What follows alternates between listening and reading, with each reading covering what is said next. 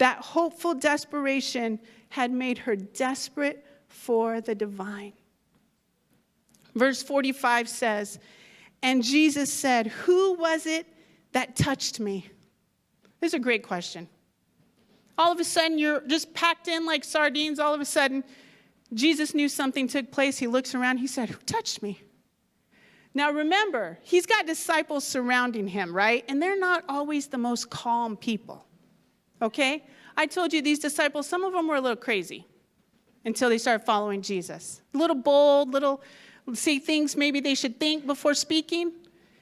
And all of a sudden, they're looking around, and it says in Scripture, everyone denied it. So Jesus is looking around going, who just touched me?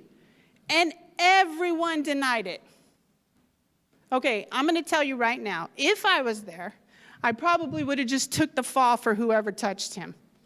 I'd be like, oh, I did, Jesus, because everybody's just lying to you right now. Okay? But all of a sudden, Jesus knew somebody touched me. And Scripture says everyone around him denied it. And then what does Peter do? Because Peter, oh my, I just love Peter. I honestly this guy, he's hilarious. He looks at Jesus and said, listen, there's too many people. You're really asking this question right now? I mean, come on, Jesus, look at the crowd. You really think we're going to know who touched you? One time when I was in the city of Dhaka, Bangladesh, it is about 170 million people in the country who live in the size of the state of Delaware. So take half of the U.S. and put them all in Delaware. That's where I lived. And I remember I was with a really large crowd, similar to the one you see behind me, and we were just packed in there. And I had a bunch of students, college students surrounding me, and we were walking, and they said, listen, we're going to just stay around you because people will know that you're a foreigner, and we don't want them doing anything weird to you.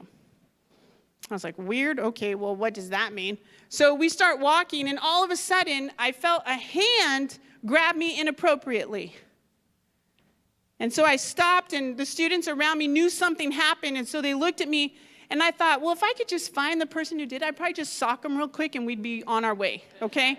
Because, I mean, I have brothers. I'm not afraid. I'll just throw a punch. They're probably little person anyways, so.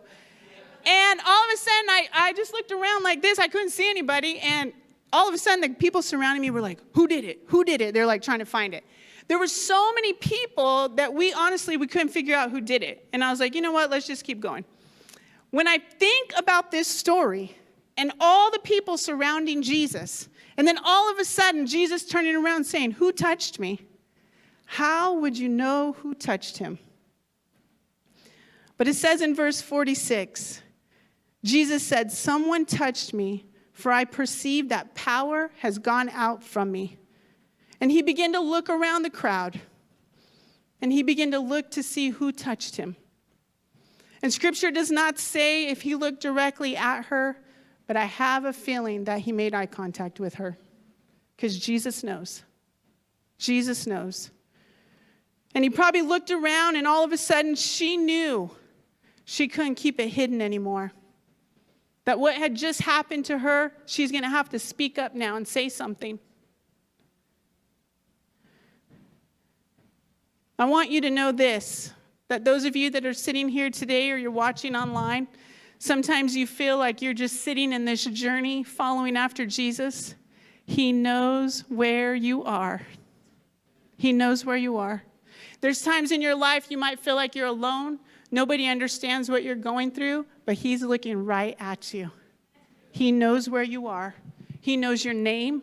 He knows what it is you need. You do not need to feel overlooked by him, because he sees you at all times.